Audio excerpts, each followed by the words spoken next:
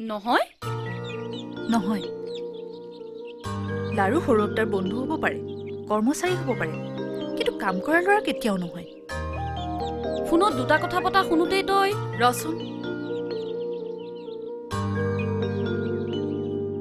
মই কালি ফোনত শুনা কথাবোৰৰ কথা কোৱা নাই তেওঁ ইয়ালৈ অহাৰ দুদিনমানৰ পিছতে এদিন কি কথা ক'বলৈ আহিছাহে তুমি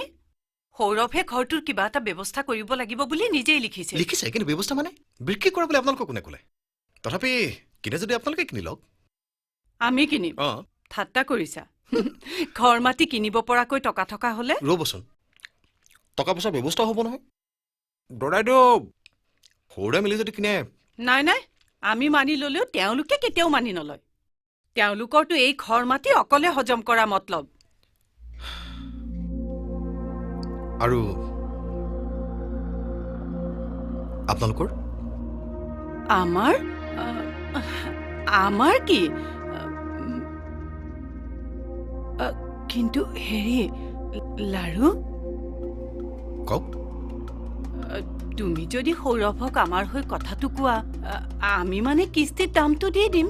ক'বতো পাৰোঁ কিন্তু কিন্তু সৌৰভ দা মান্তি নহয় কিয় মান্তি নহব কিয় আমিতো আইনমতে চুক্তি কৰি ল'ম না না না না তথাপি মান্তি নহয় কাৰণ নিজৰ আত্মীয় স্বজনৰ পৰা আঁতৰি থকাৰ দুখ সৌৰভ দাতকৈ বেছি কোনে বুজি পায় আৰু মইতো ঘৰৰ লগত এটা নতুন সম্বন্ধ কৰিবলৈ আহিছোঁ এই মানুহবোৰক ভাগ ভাগ কৰিবলৈতো অহা নাই খুড়ীদেউ সৌৰভ দাতকৈ আপোন কোনোবাজন আপোনালোকৰ আছে আৰু খুড়ী জীৱনটো এটা দীঘলীয়া যাত্ৰাৰ নিচিনা আৰু লগত কোনোবা আপোনজন থাকিলে এই যাত্ৰা বৰ সুন্দৰ হয় তুমি মই কোৱা কথা নহয় সৌৰভ দাই পঢ়ি শুনোৱা কথা ইমান দিনে ঘৰখনৰ সকলোৰে খালি এটাই চিন্তা আছিল মোৰ বিয়াৰ চিন্তা কিন্তু সেই চিঠিখন অহাৰ পিছত মোৰ কথা যদি শুন তই লাৰুক কথাটো সোধ লাৰু তেওঁ ইয়ালৈ কিয় আহিছে সৌৰভ দাই আচলতে কি বিচাৰে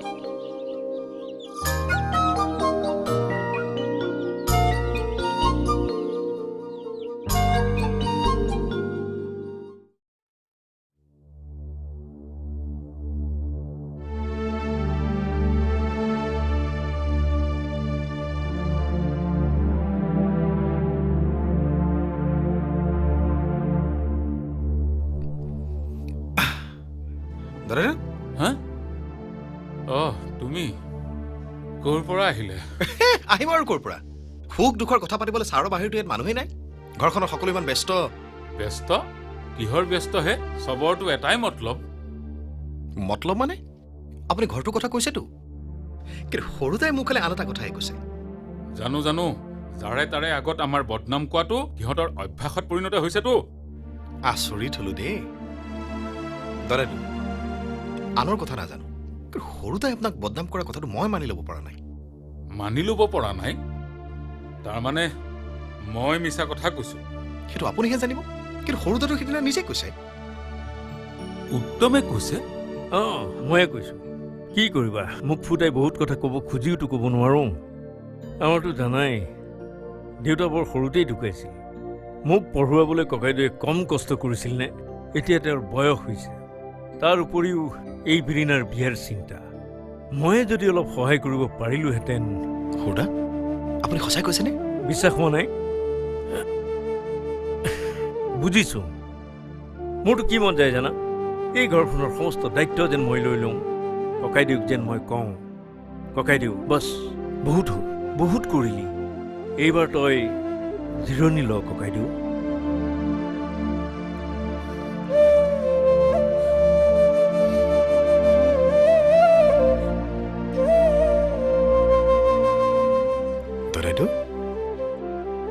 নহয় আগতেতো সি মোক নোকোৱাকে ঘৰৰ বাহিৰ নহৈছিল কিন্তু হঠাৎ যে ক'ত কি হৈ গ'ল একো আচৰিত নহয় দাদা এজন ভাল মানুহৰ ভিতৰতো লোভ মোহ হিংসা সকলোবোৰ থাকিব পাৰে কেতিয়াবা মানুহ দুৰ্বল হৈ এইবোৰৰ ওচৰত পৰাজয় স্বীকাৰ কৰে কিন্তু যদি এই সৰু সৰু কথাবোৰ নিজৰ বহ কৰি ৰাখিব পাৰি তেতিয়াতো কোনো সমস্যাই ডাঙৰ সমস্যা নহয় কি হ'ল দাদা এইবোৰ মই সৌৰভ দাৰ পৰা শুনা কথা